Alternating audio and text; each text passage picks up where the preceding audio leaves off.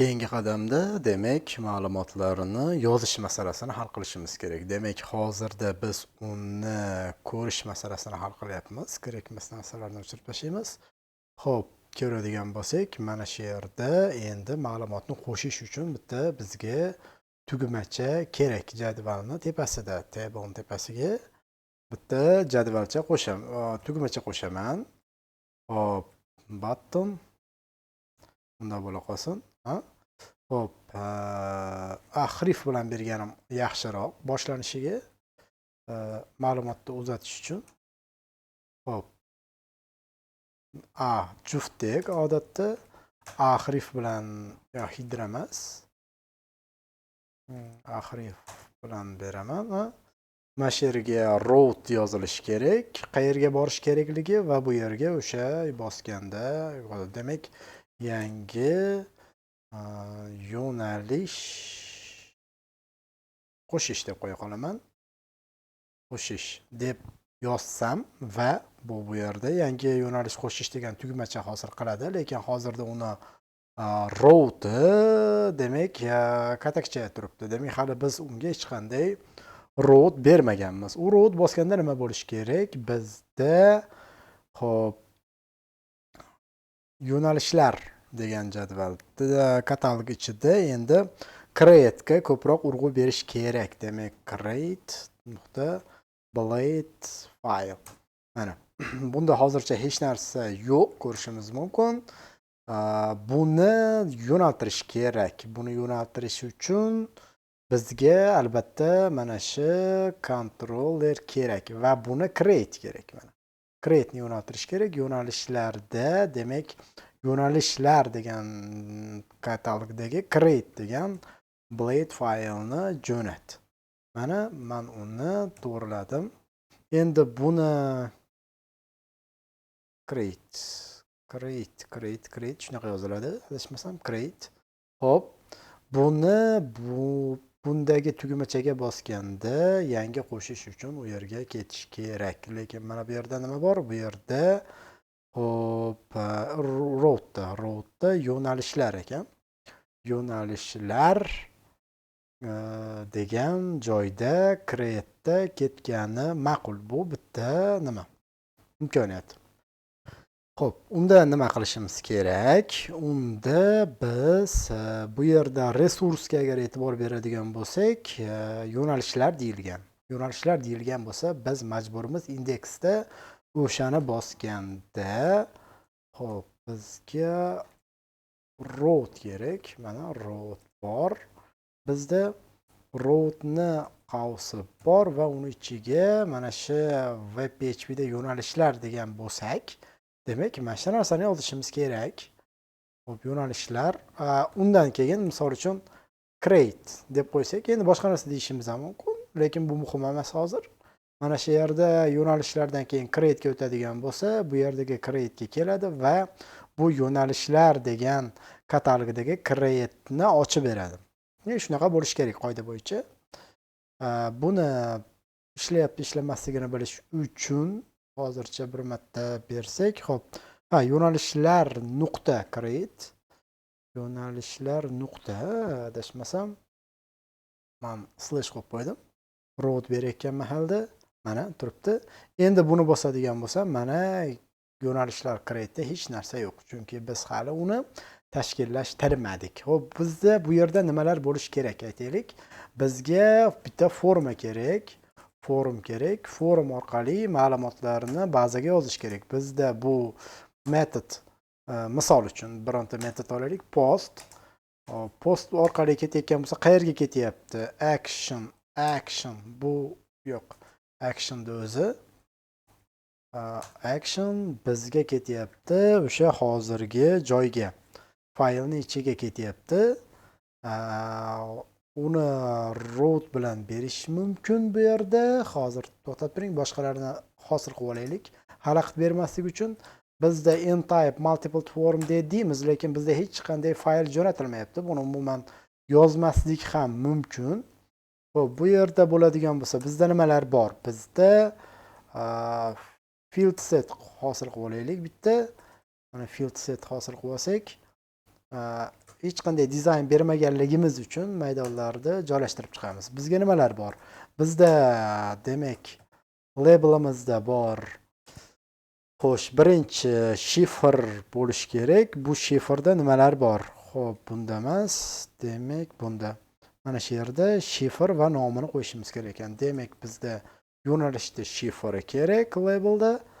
Hop, labeldan keyin pastda oddiy inputga kiritib qo'ya qolamiz. Input type shifr bo'ladigan bo'lsa, raqam kiritamiz biz faqat.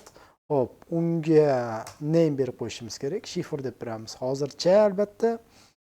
Hop, bizda yana nimalar bor? Bizda keyingi holatda nomi bor albatta. Mana nomi deymiz. Xo'sh, nomidan keyin uni ham inputga kiritib yuborishimiz mumkin. Uni type'i matnli bo'ladi. Demak, text. Text dedik. Mana text bo'ladi. Name'ga o'zini nimasini berib qo'yishimiz mumkin. Nomi deyishimiz mumkin. Xo'p, hozir bularni barchasini jo'natish uchun bizga bitta tugmacha kerak. Tugmacha mana. Tugma qo'yganimizdan keyin buni tipi demak yuboruvchi bo'lsin. Submit. Hop, yuboradi. Bu saqlash desak ham bo'ladi. Bizda hozir hech narsa yo'q, shunaqami? Mana bo'ldi. Mana shifr. Faqat bular hozir bitta qatorda bo'lib qoldi. Buni bitta qatorga qo'ymasligi uchun p bilan pastga tushirib qo'ysak ham bo'ladi. Mana shu holatda tursa ham bo'ladi. Menimcha mana shunday turgani ma'qul. Hozir hech qanday kayfiyat bermayapmiz. Mana bu atrofdagi chiziq bo'lsa, bizdagi field set orqali hosil bo'lgan. Xo'p. Xo'sh, yo'q, u hozir ishlamas ekan. Xo'p.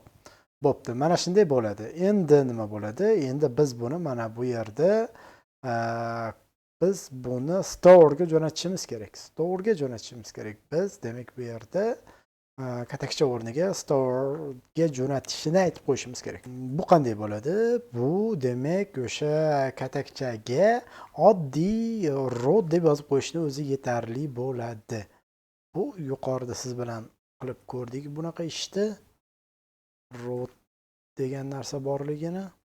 Bizga demak row kerak.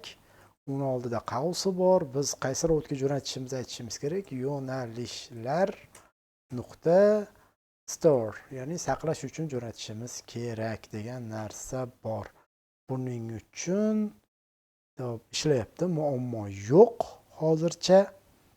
Xo'p, yo'nalishlar create'dan ma'lumot saqlash tugmachasini bossam mana store ga keldi, lekin 419 chiqqan sababi ma'lumot bu yerga kelyapti, lekin hech qanday bu yerda ish bo'lmayotganligini bildiradi.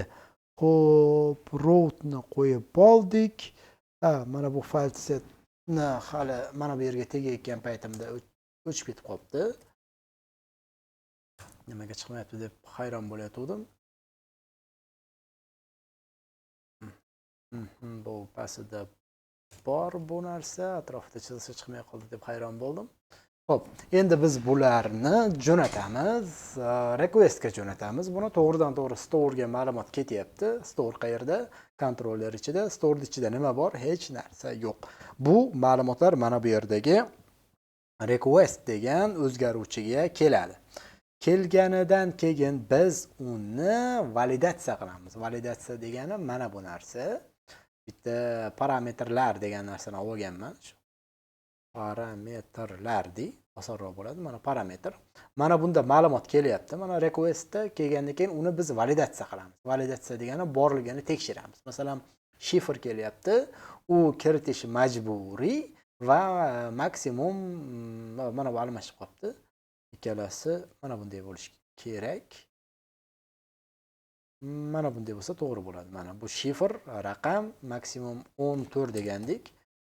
Hop, nomi bor albatta. Nomida bo'ladigan bo'lsa matnli shunaqa bo'lishi mumkin. Bu yerda required qildikmi? Demak, buni mana shu yerda o'zida ham required qilish mumkin. Oddiy bu nima? Oddiy tag argument hisoblanadi. Required kiritishi majburiy holatga olib kelib qo'ydim. Demak, bu yerda validatsiya degani mana shu kelayotgan, name'da kelayotgan narsalarga qo'yish, ya'ni qandaydir talablarni qo'yish. Required adashmasam mana shu yerda ham bo'lsak, validatsiya. Validatsiya masalalari haqida qandaydir tushunchalar bo'lsa kerak albatta. Xo'p, mana shu yerlarda umuman mana shu yerda kelyapti. Mana misol uchun title bo'lish kerak, kiritish majburiy, unique, ya'ni xuddi IDga o'xshab unikal bo'lishi kerak. Bu maksimum 255 ta bo'lishi mumkinligiga o'xshab mana shunaqa validatsiyalarni qo'yish mumkin. Aks holda bu xatolik xabarini beradi va undan keyingi qadamlarga uzatmaydi. Mana shunday ko'rinishda ham berish mumkin, majburiy, undagi demak unikal bo'lishi kerak postslarda.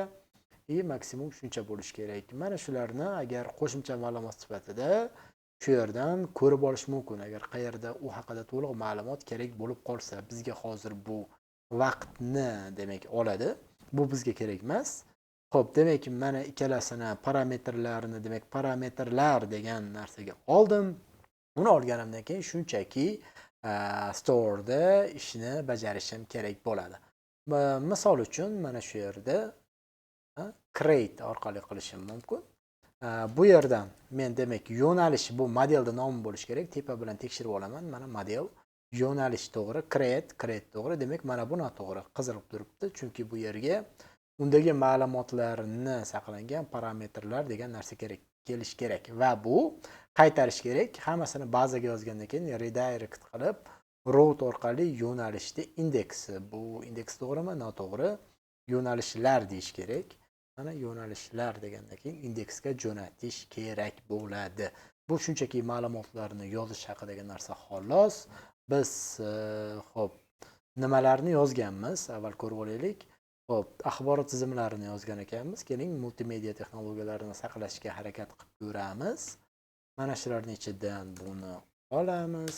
Undan keyin bu yo'nalish nomini qo'yamiz va saqlash tugmachasini bosamiz. Yo'nalishlarga ma'lumotlar experience, ya'ni nimasi noto'g'ri ketib qolibdi. Store'ga ma'lumotlar, hozir uni birgalikda to'g'rilaymiz. Qo'shimcha ravishda yana bitta narsani aytib o'tib ketay. Bu xatoni to'g'rilagunimcha mana shu joydachi biz formadan jo'natamiz-ku ma'lumotlarni. Formadan jo'natayotgan mahalimizda tokenlarga e'tibor berishimiz kerak. Oddiy holatda ko'pchilik tokenlarga e'tibor bermaydi. Shuning uchun tokenlarda chiroyli saqlash uchun shuni qo'yishimiz kerak. Bundan tashqari biz post orqali nimalardan jo'natyapmiz. Unga ham alohida e'tibor berib qo'yishimiz kerak. Shuni aytib o'tib ketishim kerak shu joyda. Xo'p, demak, tokenlar, xo'p, bunda qilib qo'ya qolay. Mana method post bilan ketyapti ma'lumotlar. Unda muammo yo'q. Xo'p, nari tomondagi hali xatolikni to'g'rilaganim yo'q men. Mana shu yerdagi xatolikni hali to'g'rilamadim. Men to'g'rilayman. Aytaylik, hech qanaqa muammo yo'q ekan. Tekshirib chiqdim. Buni bo'lmayotganligining sababi mana shu ikkita narsada. Mana shu ikkita narsani avval qo'shmaydigan bo'lsangiz 419 beradi. Chunki CRF token juda ham muhim narsa. Men hozir tushuntiraman sizlarga. Mana yo'nalish qo'shishni bosamiz.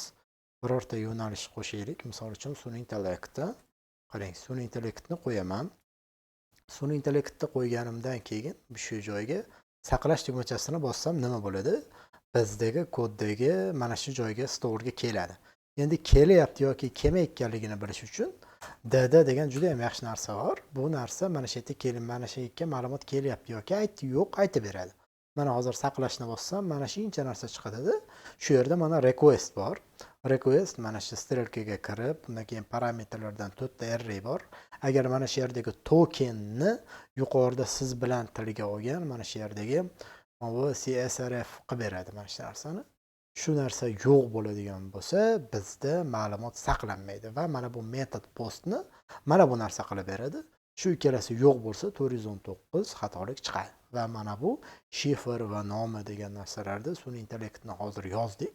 Endi bu ma'lumotlar bu yerga yozilishi uchun mana shu dadani olib tashlasak, undan keyingi qadamlarga o'tadi, bo'lmasa o'tmay qoladi. Mana ikkalasi kelyapti, 14 tadan oz, 255 tadan oz kiritilgan aniq. Yo'nalish degan jadvalga, qo'pol qilib aytganda modelga create qiladi, ma'lumotlarni yozadi, parametrlarini, mana shularni va return qilib yo'nalishlar indeksi, ya'ni jadvallar turgan joyga qo'yib yuboradi. Endi buni davom etish uchun bir marta obnovitda bosib, продолжительda bossak, mana u qo'shilyapti. Mana hech qanaqa muammo yo'q. Ma'lumotlar shu yerda qo'shilmoqda. Mana bo'ldi, hammasi joyida. Bu shunchaki qo'shish haqidagi amaliy ko'rsatmalar edi. Bular haqida iltimos mustaqil ravishda shu joyda agar boshqa narsalar kerak bo'lib qoladigan bo'lsa, sizga unikal bo'lish kerak bo'lib qolishi mumkin. Mana shular haqida shu joydan qo'shimcha ma'lumotlarni olish zarar qilmaydi. Shu bu videoda asosiy aytmoqchi bo'lgan narsam